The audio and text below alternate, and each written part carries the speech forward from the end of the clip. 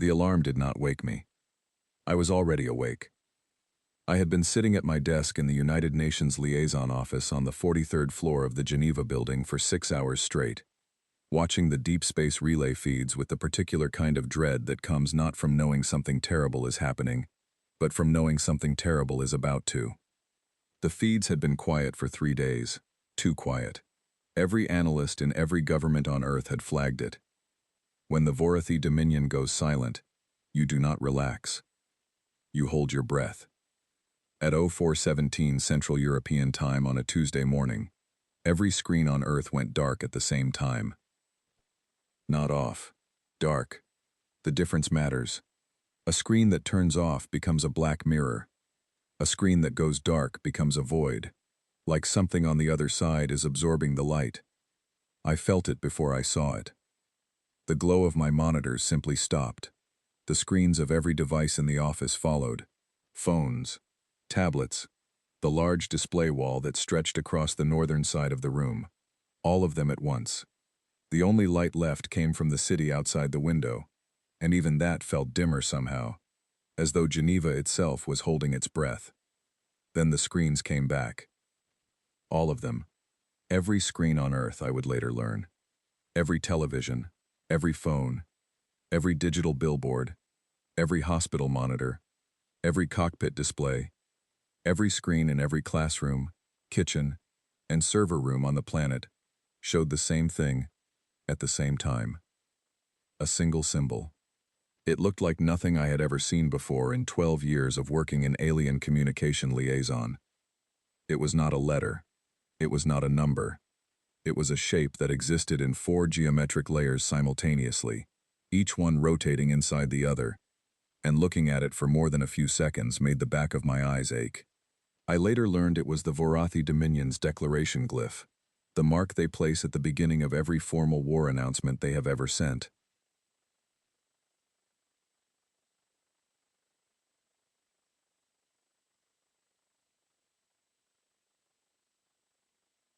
In 800 years of Vorathi history, it had appeared 31 times.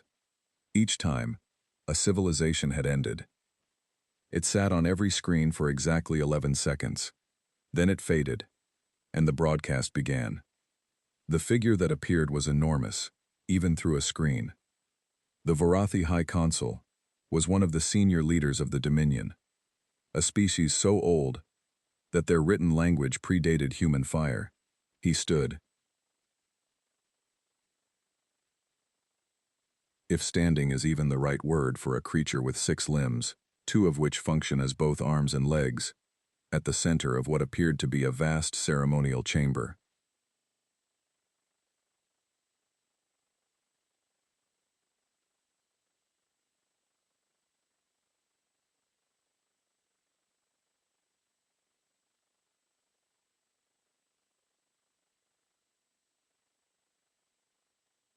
Two of which function as both arms.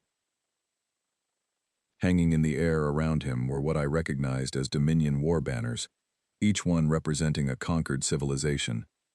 I counted 14 before I stopped counting. He did not look at the camera. The Vorathi do not do that. Eye contact with an inferior species is considered beneath them. He spoke to a point slightly above the lens, and his voice was translated in real time by our systems into every human language simultaneously. The translation was not perfect. It never is with Vorathi. Their language carries layers of meaning that human languages simply do not have room for. But the core message came through with complete clarity.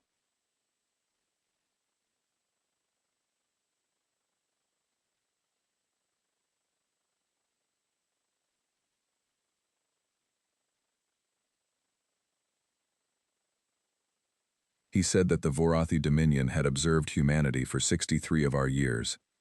He said they had watched us spread across 11 star systems with a speed that was, by his tone, not a compliment.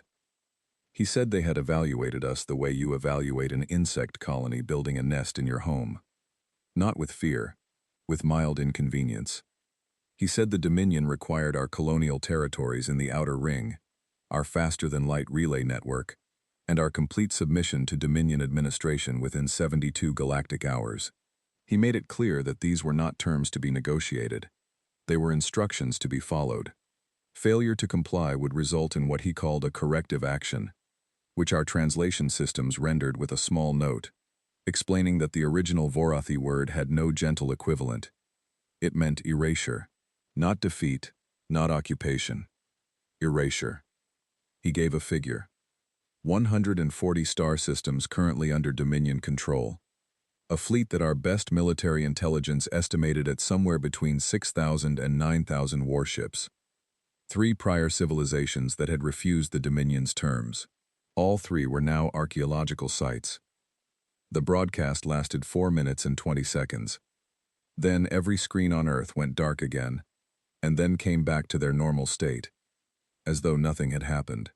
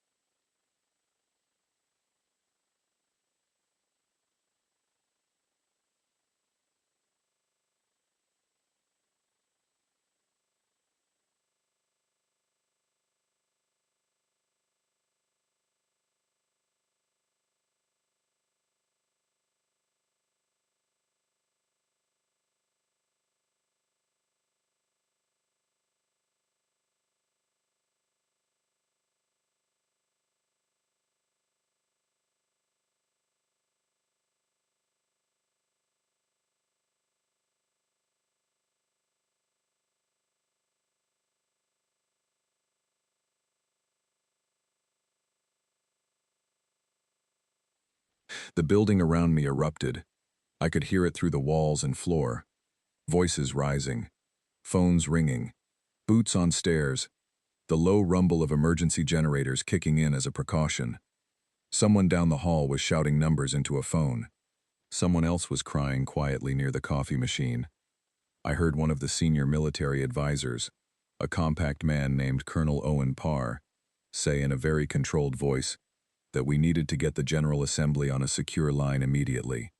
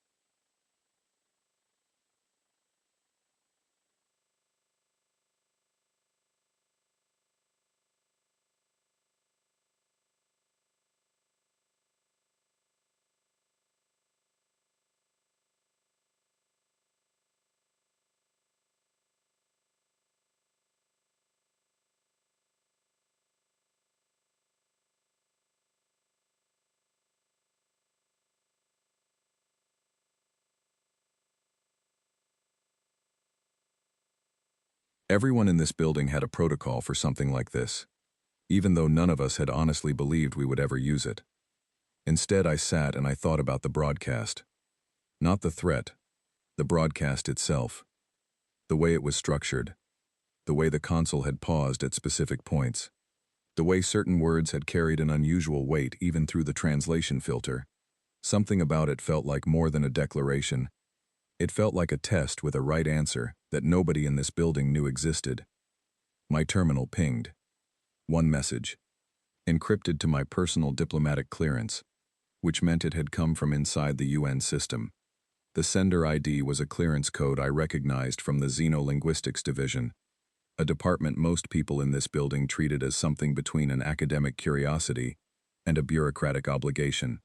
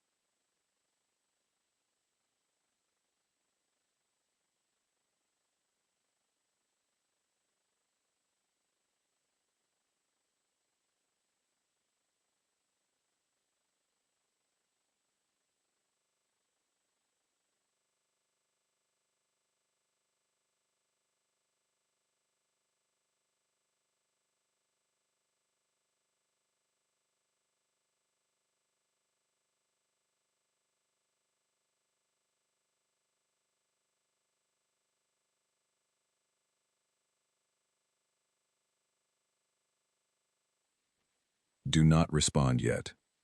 And then, after a line break, 2 more words. Let me. I looked at the sender code again. Dr. Yara O.C., Senior Xenolinguistics Attaché, specializing in Vorathi communication systems. She had been with the UN for 11 years. I had met her exactly twice. Once at a department briefing 3 years ago, where she had presented a paper on tonal structures in Vorathi ceremonial language that most of the room had politely endured.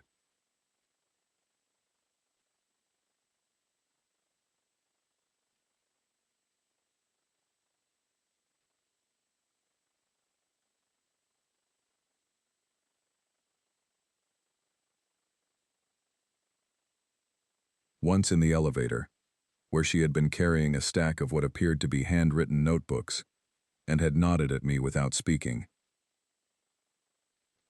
I stared at her message for a moment. Then I picked up my secure phone and called the emergency operations floor. Don't send a response yet, I said to the duty officer who answered. Sir, we have protocols. I know we have protocols, I said. Hold them. 30 minutes. I need to find someone first. I was already moving toward the door. The building was chaos, organized into the shape of urgency. People moved in every direction with the particular speed of people who are deeply frightened, but have enough training to channel that fear into motion. I moved against the current, heading toward the lower floors where the research and translation divisions were housed. The quiet end of the building that nobody visited unless they needed something translated or were lost. I found her in her office. The door was open. She was already at her desk. And she was not panicking. That was the first thing I noticed.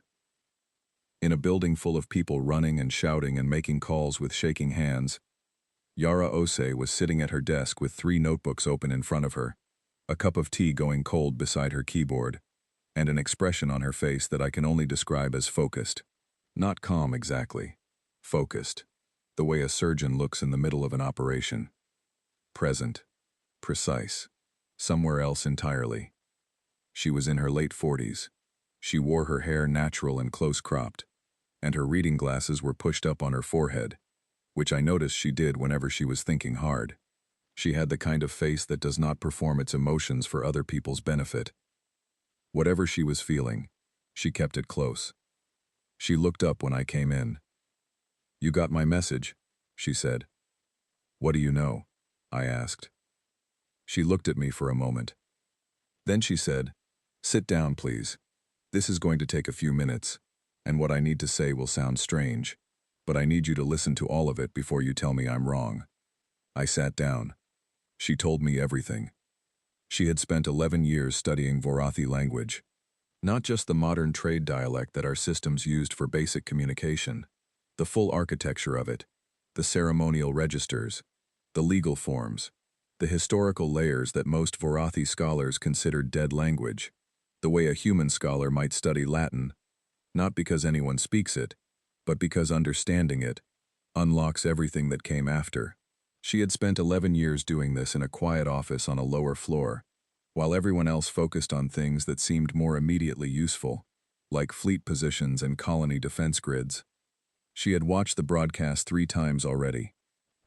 The declaration glyph, she said, opening one of her notebooks to a page covered in precise handwriting. Every species that has encountered it has read it the same way. As a stamp. An official mark. A seal that says, this is formal and this is final. But it isn't only that. I waited. It is also a question, she said. It has always been a question. Built into the grammatical structure of the glyph itself, in a way that requires knowledge of pre-imperial Vorathi to recognize. The question is essentially this. Do you know what you are? I looked at her. Every civilization the Dominion has ever declared war on, she continued, has responded the same way, with a military counter-declaration, or a surrender, or silence. None of them answered the question, not because they refused, because none of them knew the question was there. She turned the notebook toward me. There were pages of analysis, years of it. The declaration is not just a warning, she said. It is a ritual. The Vorathi have a legal and cultural framework around warfare that is older than their empire.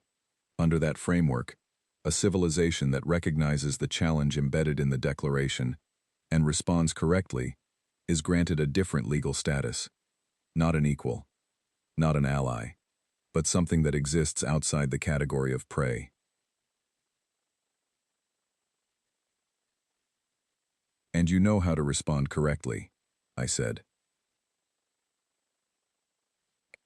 She picked up her tea, looked at it, put it back down. I know the words, she said. I found them 6 years ago in a fragment of pre-imperial Vorathi poetry that had been sitting in our archive untranslated for 30 years, because everyone assumed it was decorative. It wasn't decorative. It was a legal text, the oldest surviving example of the Vorathi challenge and response framework. I sat quietly for a moment, processing everything she had said. You want to speak to them, I said. I need to speak to them, she said, before we send anything else. Before any of the standard responses go out. If we respond with a military counter-message, they will treat it as confirmation that we are prey.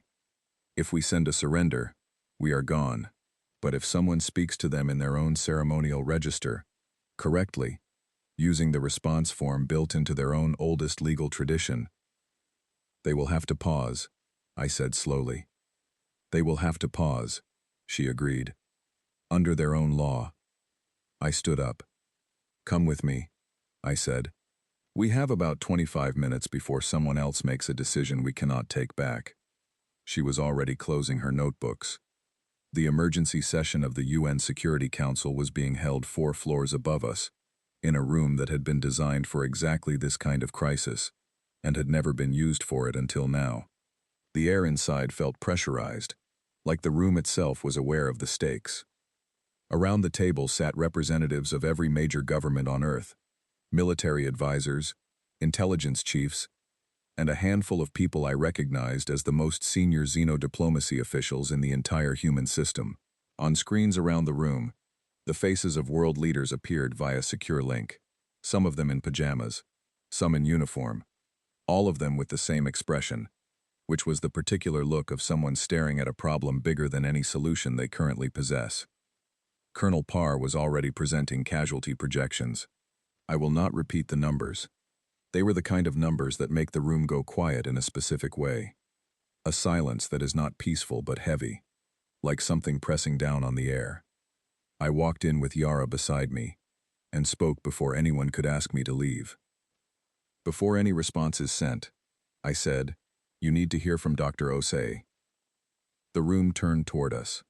Several people looked at Yara, the way people look at a doctor who has just walked into an emergency room, carrying something unexpected. Not sure yet whether it is hope or a complication.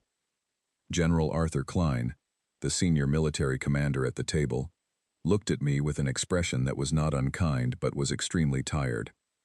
We have 41 hours left on the Vorathi deadline, he said.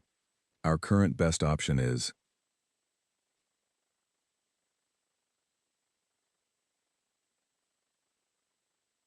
Their best option is what I need to show you, Yara said quietly. She did not raise her voice. She did not need to.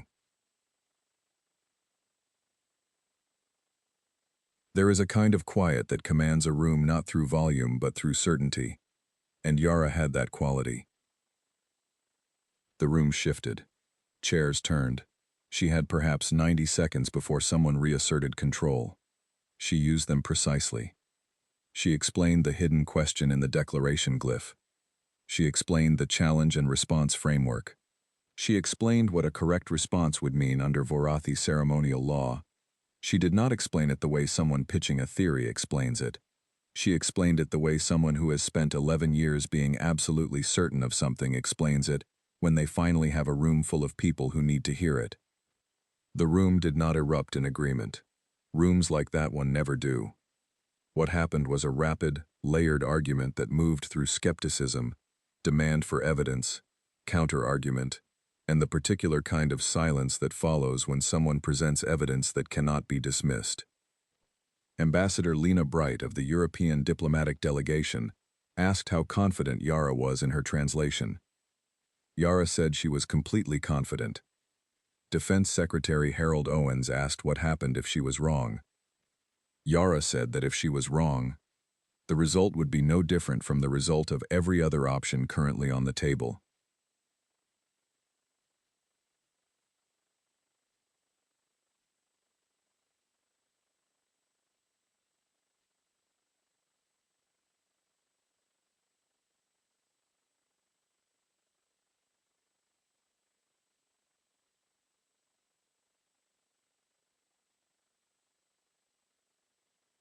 They had never acknowledged and had no reason to respect.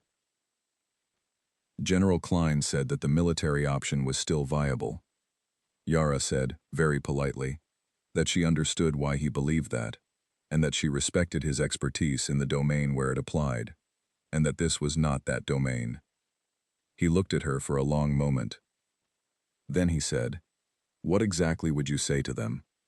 She opened her notebook on the table and turned it to face him. On the page was a single line of text in Vorathi script, followed by a phonetic rendering in the Latin alphabet, followed by her translation in English. The room leaned in. The English translation read, "We are not what you have named us. We are the unnamed thing, and we have been here before you made a word for it." Silence. I watched the faces around the table. I watched understanding arrive at different speeds for different people. Some of them got it immediately. Some needed a moment. Some, I think, never fully understood the linguistic precision of it, but they understood the weight of the room shifting, and they followed the weight. Lena Bright said softly, "That is remarkable." Owen said, "And you believe this will stop them?" Yara said, "I believe it will make them pause. I believe it will force them to engage with us under a legal framework they cannot violate without invalidating their own history. I believe it buys us time, and I believe that if we send any other message first, we lose that chance permanently."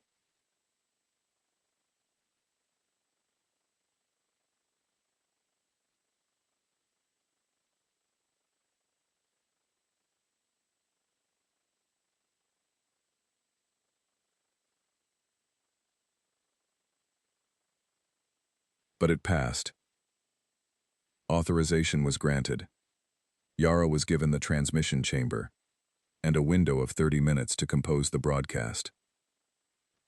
I followed her in, and nobody stopped me, either because they forgot I was there, or because it no longer mattered whether I was. The transmission chamber was a small room with a single chair facing a single camera, and a panel of broadcast engineers on the other side of a glass wall. Yara sat in the chair. She did not arrange her notes in front of her. She did not review her notebooks one more time. She sat straight, hands loose in her lap, and looked at the camera with the same focused expression I had seen in her office an hour ago. One of the engineers said through the intercom that the channel was open and the Vorathi relay was receiving. The console appeared on the monitor to Yara's left. He looked precisely as he had in the broadcast, enormous and still and utterly indifferent. He was not expecting anything. That was clear. He had sent a declaration. He was waiting for a surrender or a missile. He had no third category prepared. Yara looked at the camera. She said nothing for 3 seconds, which in a live broadcast to an alien empire feels like standing at the edge of a cliff. Then she spoke. Not in English. Not in any human tongue. What came out of her mouth was, "Hi Vorathi," the ancient ceremonial register, and she spoke it the way you might expect a native speaker to speak their mother tongue after a long silence. Not haltingly. Not with the careful pronunciation of someone reciting from a text. Naturally. Precisely. With a rhythm that I had no frame to appreciate but that I could feel the shape of. The way you can feel the structure of music, even in a language you don't understand. The line she spoke lasted approximately 12 seconds. I caught perhaps 4 words.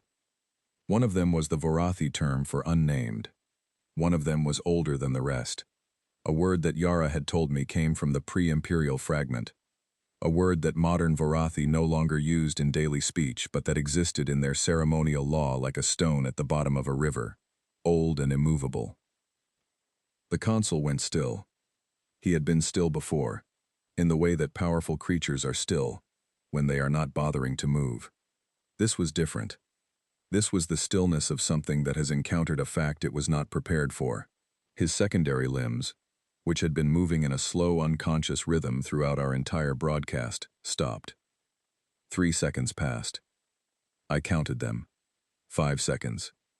The room on the other side of the glass was so quiet I could hear the ventilation system. 8 seconds. The console's eyes moved. Not to the camera, to something off-screen to his right. He was communicating with someone we could not see, in a register too quiet for our audio to capture. 11 seconds. Then he spoke one word. Just one. Our translation system rendered it with a flag, noting that it had no clean English equivalent, but the closest approximation was, considered. The broadcast ended. The connection closed. Yara sat in the chair and let out a long, slow breath. I realized I had been standing with my hand pressed flat against the glass wall and my teeth pressed together, and I had not blinked in what felt like a very long time. I walked into the chamber. She was looking at the blank screen where the console had been, and her expression was not triumphant. It was careful. The way you look at something fragile you have managed not to break. "What did he say?" I asked. "The one word." "Considered," she said. "In the context of the challenge and response framework, it means they have received a valid invocation of the right of consideration. They are legally bound under their own ceremonial law to pause hostilities and enter a formal period of evaluation." She paused. "We have bought time." "How much time?" "Under their law, the right of consideration lasts until one side produces a counter-argument that collapses the invocation, or until their council of scholars reaches a finding. That process has never lasted fewer than 3 of their cycles. Our best conversion puts that at approximately 40 of our days." 40 days, I said. 40 days, she confirmed. Minimum.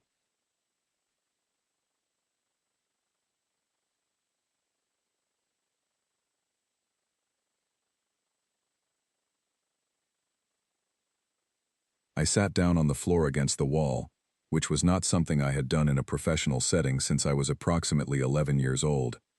Yara looked at me with an expression that was as close to amused as I had ever seen on her face. "You can breathe now," she said. I breathed.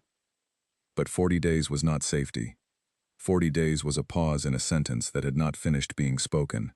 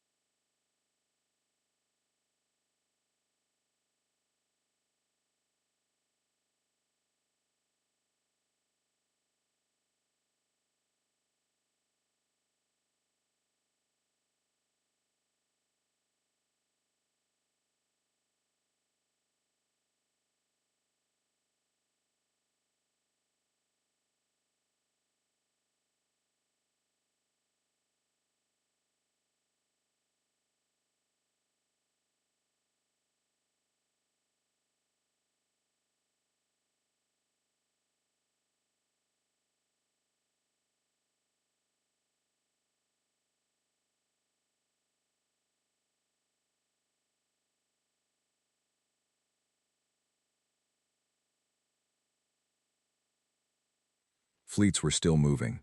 Every military in the human system was treating this as a temporary ceasefire at best, a trick at worst. The generals had not stopped planning. They had simply reduced the urgency of their timeline. And the wider galaxy had not been silent during our broadcast. Within 6 hours of Yara's transmission going out through the Varathi relay system, our deep space receivers began picking up signals we had not been expecting. Not from the Dominion. From the edges of monitored space. From coordinates associated with civilizations we had cataloged but never directly communicated with. Narrow beam signals, carefully disguised, sent with the kind of technical precision that suggested whoever was sending them did not want the Varathi to intercept them. The signals were in 17 different languages. 3 of them we could translate immediately. The others required work. but the ones we could translate all said essentially the same thing, in different forms, with different urgency, from different species who had been watching a corner of the galaxy from the shadows for a very long time. They all wanted to know the same thing. How did you know the word? One message was longer than the others. It came from a civilization called the Aran, whose file in our records listed them as a mid-level technological species in a system 11 light-years from our nearest colony. Observed but never contacted. Status unknown. Their message was written in a mathematical linguistic hybrid that took our translation team 4 hours to decode. When they decoded it, the senior translator, a young man named Patrick Cole, came to find me personally, rather than sending it through the normal system.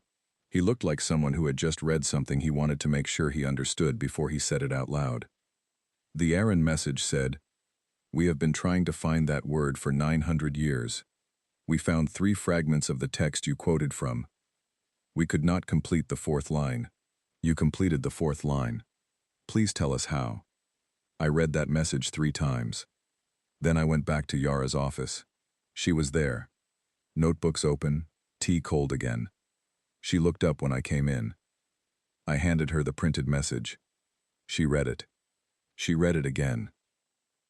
Her expression did not change, but something behind her eyes did. Something that looked like recognition, arriving at a place it had been heading toward for a very long time. "They were looking for it too," she said quietly. "For 900 years, I said. She set the paper down carefully on her desk. "How many more of them are there?" I said, and it was not quite a question. She looked at me with that precise, steady focus that I was beginning to understand was not her being cold. It was her being completely present. "More than we know," she said, "and they have been waiting, I think, for someone to find the complete text." "You found it 6 years ago," I said. "I found it 6 years ago," she agreed. "In an archive. On a Tuesday. Because I had run out of new material and went looking in the untranslated files." She picked up her tea, looked at it, set it down. "That is how most things actually happen, I think. Not because someone decided to save the world. Because someone ran out of other things to do and kept working anyway." I stayed in her office for a while after that. Not talking. Just sitting in the presence of someone who had done something that I was not yet able to fully put into words. Outside, the world was still in motion. Governments were still issuing statements. Military advisors were still running scenarios. News channels were broadcasting with the kind of breathless urgency that fills the space where facts haven't arrived yet. But in that small office on the lower floor of the Geneva building, the thing had already happened. The moment that mattered had already passed, quietly and precisely, in a 12-second statement spoken by one person into a camera at 4 in the morning. I thought about the Varathi High Consul going still. I thought about that one word, considered. I thought about the Aran spending 900 years looking for a line of text that Yara had found on a Tuesday because she was thorough and patient, and had never once decided that something was too small to pay attention to. I thought about the 40 days we now had. 40 days felt, at that moment, like both very little and a very great deal. Yara was already writing in her notebook again. "What are you doing?" I asked.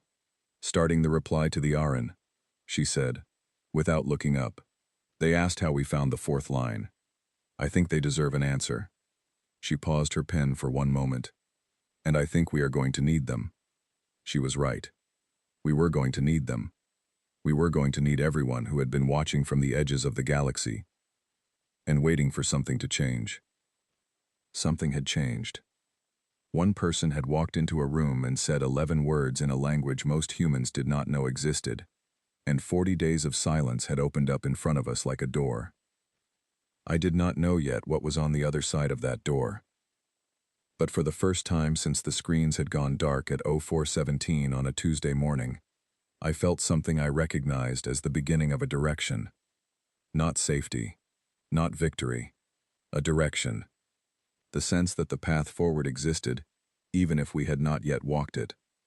I left Yara to her notebooks, and walked back upstairs into the noise and motion of a world that was still figuring out what had just happened. 40 days. We had 40 days. I intended to use every one of them. The first thing I did when I got back to my office was pull up the personnel files for the Xenolinguistics division and find out exactly who else we had. The answer was not encouraging. Yara's department consisted of herself, 2 junior researchers named Oliver Grant and Nina Walsh, a part-time archivist named Desmond King, and a graduate intern who had started 3 weeks before the crisis and whose official role was data entry. The department's annual operating budget was smaller than the catering budget for the General Assembly's spring conference.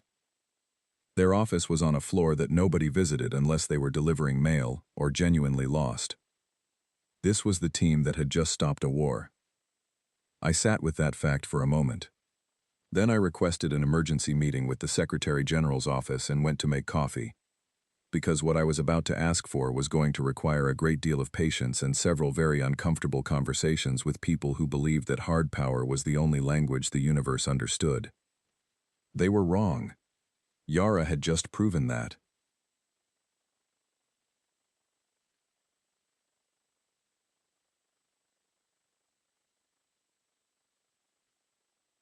But proving it once is not the same as convincing people of it, and the work of convincing people of things is its own long project, separate from the truth of the thing itself. The Secretary General was a tall, measured man named Bernard Atchison, who had held the post for 6 years, and who I had always found to be the kind of person who listens well and decides slowly, which in most situations is a virtue, and in a crisis is occasionally maddening. He received me in his temporary operations room, which had been set up in the building's secure lower level, and he listened to my account of what Yara had done and what the Aran signal meant with his characteristic stillness. When I finished, he said, "She believes we can build a formal diplomatic channel through the challenge and response framework?" "She believes the framework is the channel," I said. "The Vorathi built it into their oldest legal tradition, precisely so that it could function as a channel. They just never expected anyone to find it." He was quiet for a moment. "How many civilizations sent signals?" he asked. 17 so far, I said. "The number is growing. 2 more came in while I was walking here." He looked at the ceiling briefly, which was his version of a long exhale. "What does Dr. Osei need?" he asked. "Everything," I said. "Staff, resources, unrestricted access to the xenolinguistic archives of every member state, a direct communication line that bypasses the standard diplomatic filter, and enough time to build something we have never tried to build before." "Which is?" "A real conversation," I said. "With the galaxy." He looked at me steadily. "You understand that the military option has not been removed from the table," he said. "I understand," I said. "I am asking you to make sure the other table exists, the one where we find out whether this works." He was quiet for a long moment. Then he said, "Get her what she needs." I did. It took 4 days, 6 departmental arguments, 2 budget emergencies, and 1 meeting that lasted 9 hours and ended with a written agreement that I signed on behalf of the liaison office, while Yara waited outside drinking cold tea from a paper cup and reviewing her notes. But we got it done. By day 6 of the 40-day window, Yara's department had been expanded from 4 people to 47. She had been given the 6th floor of the building, newly converted to a working archive and translation center, with direct access to the alien language repositories of 12 member states, including 3 that had previously refused to share their xenolinguistic collections on the grounds of national security. The crisis had a way of making people reconsider what national security actually meant when the threat was not one nation but every nation. Oliver Grant, one of the junior researchers, turned out to be remarkably good at structural pattern recognition in non-human language systems. Within 48 hours of the expanded team coming together, he had identified 3 more fragments of the pre-imperial Vorathi legal text that had been sitting in separate national archives without anyone recognizing what they were. Individually, they were incomplete. Together with what Yara already had, they began to form something larger, Nina Walsh had a background in galactic anthropology and had spent 2 years before joining the UN doing fieldwork on the cultural transmission patterns of the Hectari species, a trading civilization with whom humanity had maintained cautious relations for about a decade. She knew 3 alien languages at a functional level, which made her the second most fluent person in the building after Yara herself. Desmond King, the archivist, turned out to be the most practically useful person in the department. He had spent 20 years building the division's filing system, which meant he knew where everything was, including things that had been misfiled, mislabeled, or deliberately buried. Within a week, he had located over 200 untranslated documents in the UN's deep archive that carried markers consistent with pre-imperial Vorathi linguistic structures. Nobody had looked at them in decades. Some of them had never been opened at all. I worked in that space alongside them, not as a linguist, as a liaison. My job was to manage the flow between what they were discovering and the people who needed to act on it, and to protect the work from the constant pressure of people who wanted results faster than the work could produce them. 40 days is not very long. It is not very long at all when you are trying to understand something that took 900 years of silence to get to this moment. On day 9, Yara found the 5th line of the text. She found it in a fragment recovered from a Vorathi wreck site near the outer colonies, a piece of material that had been in storage for 12 years, never properly catalogued, sitting in a crate in a warehouse on Titan. Desmond had flagged it as a possible match. Yara had flown there herself rather than wait for it to be shipped. She returned on day 9 with a carbon copy of the fragment and a very particular look on her face. The look of someone who has spent 11 years putting together a puzzle and has just found the piece that makes the entire image clear. She spread the full text on the table in the center of the new workspace. All 5 lines, for the first time in any human record, together. The room gathered around it, 47 people, most of whom had been working for 60 or more hours straight, leaning over a table looking at words in a dead language older than any human civilization, in an alien script that curved and layered like the rings of a tree. Yara translated it aloud. I am not going to write down what it said, not because it is a secret, because there is no translation that fully carries what it means, and I have learned enough from watching Yara work to be careful about the difference between a translation and the real thing. What I will say is that it was the oldest surviving statement of Vorathi legal philosophy, and that at its core it was about a question the Vorathi had built into the foundations of their empire and then forgotten they had asked. A question about what makes a being worthy of being spoken to, rather than simply acted upon. When she finished reading it, nobody in the room said anything for a moment. Then Oliver Grant said, very quietly, they were looking for an answer to this. For a very long time, Yara agreed. And they never found one, he said. Not until now, she said. She looked up from the text. She looked around the room at 47 exhausted, focused, remarkable people who had come from different countries and disciplines and backgrounds, and who had all arrived at the same moment together. Now we write the response, she said. Not a military response, not a diplomatic boilerplate, a genuine response to a genuine question, in the language the question was written in. Drawing from the same legal and philosophical tradition, the Vorathi had built their entire empire on top of. The work that followed was the most intense 14 days I have ever been part of. I will not pretend I contributed to the linguistic substance of it.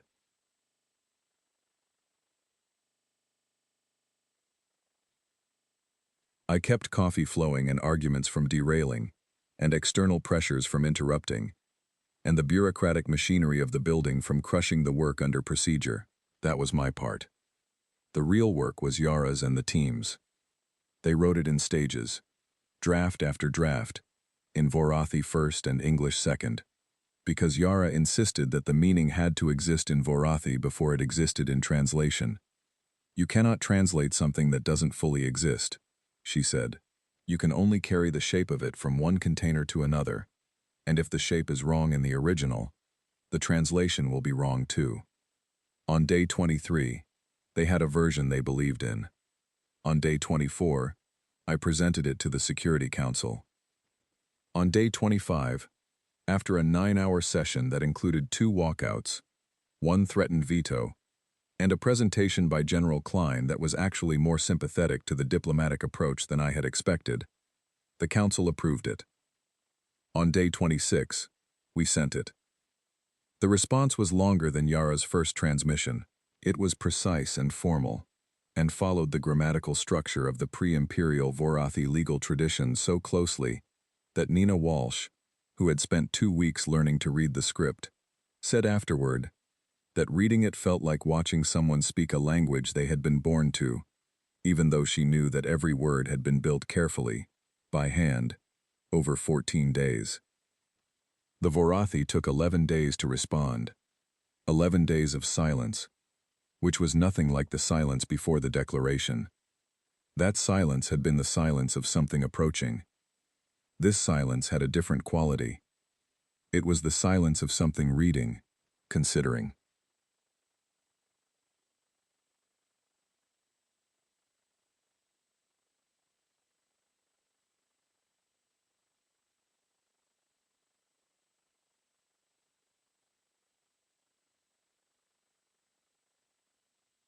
Weighing.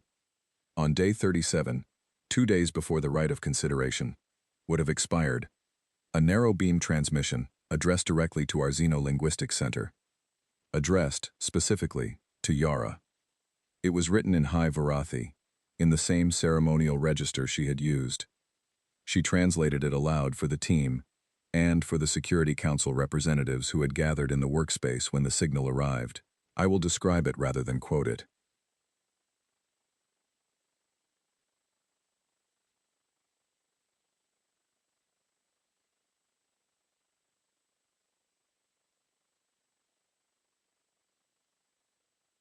The Vorathi scholars, not the High Council, but a body called the Right Council, the oldest academic and legal institution in the Dominion, acknowledged that a valid response to the pre-imperial challenge had been received. They acknowledged that the respondent had demonstrated knowledge of the Vorathi legal and philosophical framework sufficient to invoke its protections.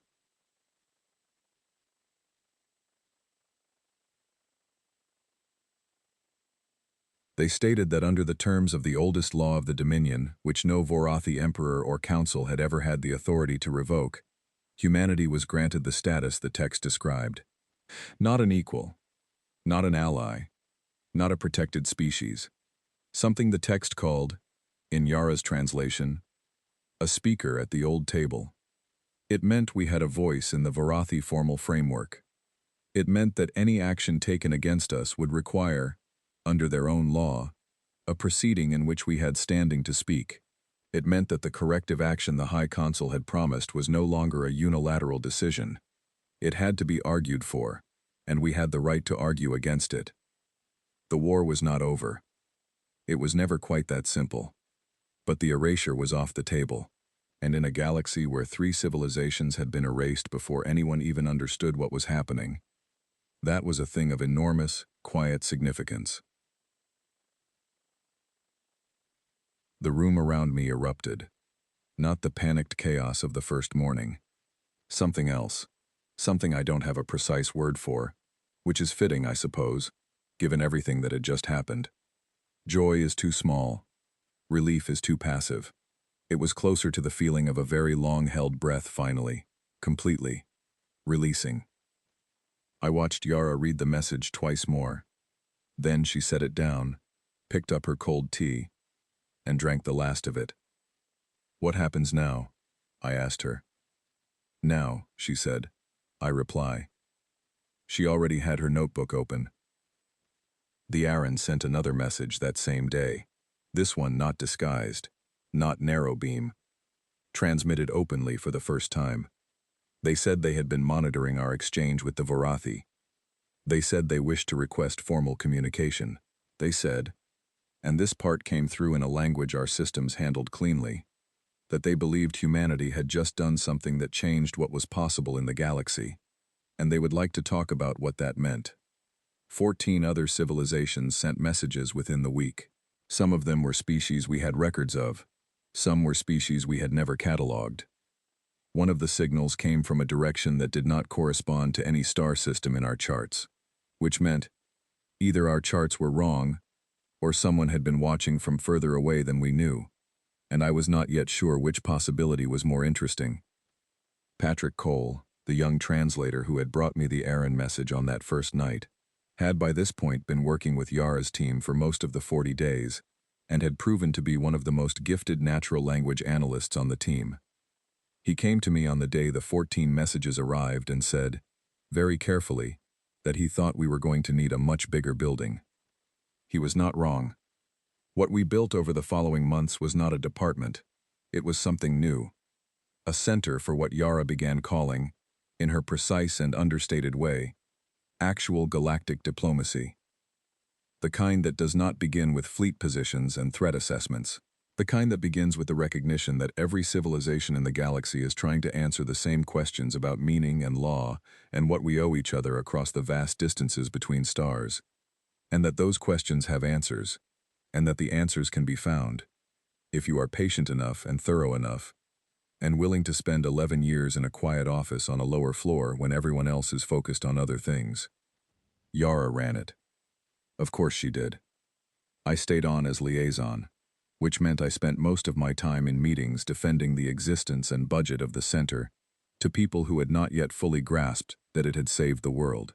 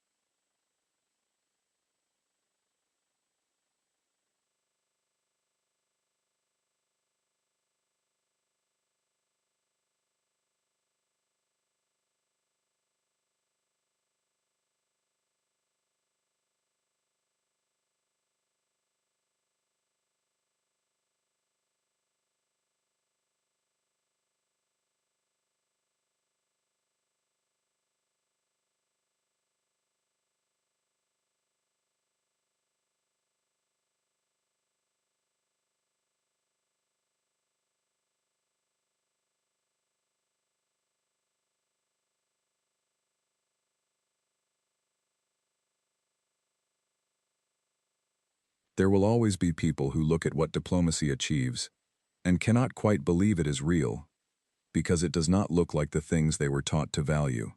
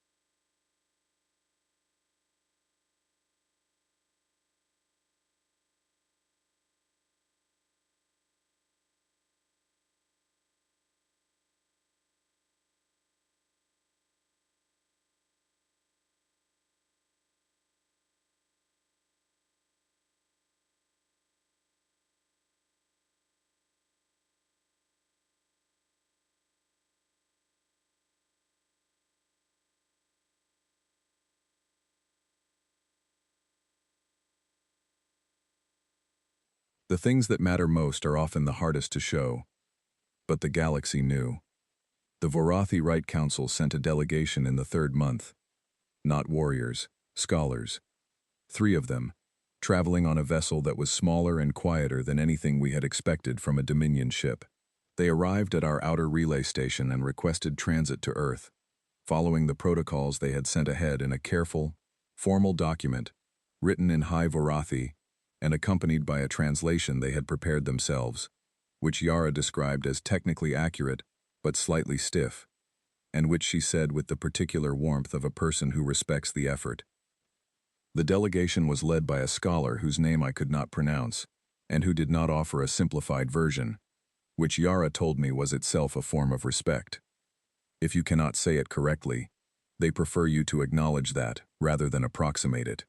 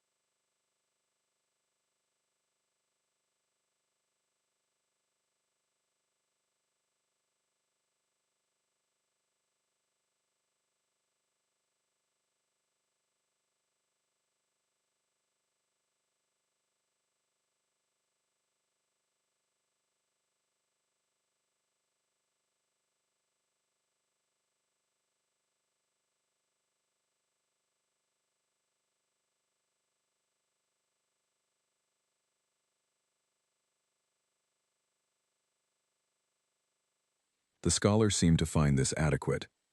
The delegation spent 8 days with us. They toured the archive center. They reviewed the full text that had been assembled from the fragments. They met with Yara and the team. They asked questions and received answers and asked more questions. They were not warm, exactly.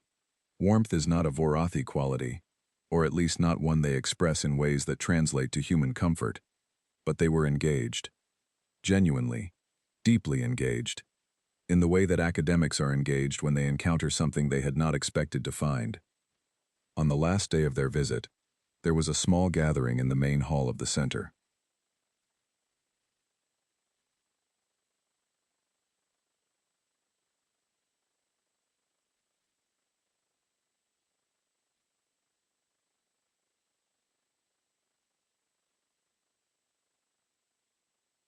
The 3 Vorathi scholars stood on one side of the room. Yara stood on the other side. The 2 groups had been talking through the day in a mixture of languages, a thing that would have been entirely impossible 2 months earlier. The lead scholar spoke. Yara listened. Then she nodded slowly and replied, in High Vorathi, and whatever she said made the scholar pause for a long moment. Then the scholar did something.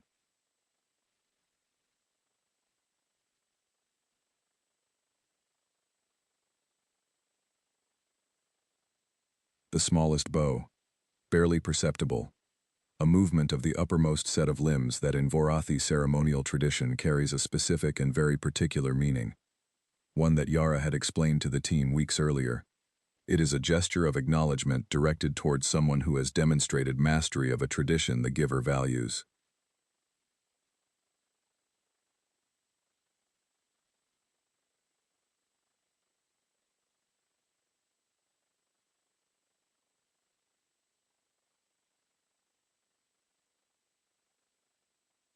In 800 years of recorded Vorathi history, it had never been directed toward a non-Vorathi. I watched it happen. The team around Yara was very still for a second. Then Oliver Grant, who is ordinarily one of the most reserved people I have ever met, made a small sound that he immediately suppressed, but that contained an entire compressed lifetime of staying calm through extraordinary things. Yara returned the acknowledgement in Vorathi form, precisely, without hesitation. The scholar said one more word. Our translation systems caught it. It meant adequate. Coming from a Vorathi scholar, Yara told me later, that was approximately the equivalent of a standing ovation. I walked home that evening through the city, which looked the same as it always had, because most of the things that change the world happen in rooms that people outside those rooms never see.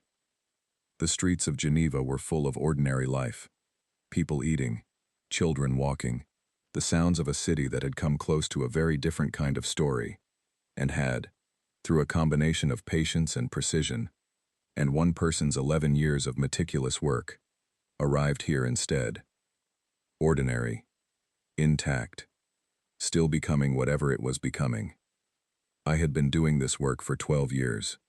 I had sat in more diplomatic meetings than I could count, and watched more negotiations than I wanted to remember, and I had developed the professional habit of holding everything at a slight distance, because the things that seem most significant in the moment are often not the things that matter in the end, and the things that actually matter often look small when they happen. That evening, I let myself feel the size of it, not the victory, not the politics, not the 40 days or the fleet numbers or the budget arguments. The actual thing that had happened. One person had paid attention for 11 years to something everyone else had walked past. She had found a line of text in an untranslated archive on a Tuesday afternoon, and understood what it was. She had carried that knowledge quietly for 6 years, not because she was waiting for permission to use it, but because she was not finished yet. And then, when the moment arrived, she had walked into a room and spoken 11 words in the right language and changed the direction of everything. It was not a story about strength. It was not a story about weapons or fleets or the calculated application of force. It was a story about paying attention, about the work that does not look like work from the outside, about the kind of person who spends 11 years being absolutely certain of something they cannot yet prove, and keeps going anyway. Not because they are stubborn, but because they understand that the work is real, whether or not anyone is watching it. I thought about the Aaron, spending 900 years looking for a fourth line of text. I thought about all the civilizations who had been watching from the edges of the galaxy, waiting for something that spoke a language they recognized. I thought about the Vorathi scholar's barely perceptible bow, and the word that meant adequate. I thought about Yara in her office with her cold tea and her notebooks. I have stopped being surprised by what humans can do when they pay attention. What surprises me, still, is how often the thing that saves us turns out to have been built quietly, by one person, in a room where nobody was watching, simply because the work needed to be done. That is the part I want to remember. Not the moment on the screens, not the broadcast, not the console going still. The Tuesday afternoon, the untranslated archive, the notebook, the work that does not know yet that it is going to matter.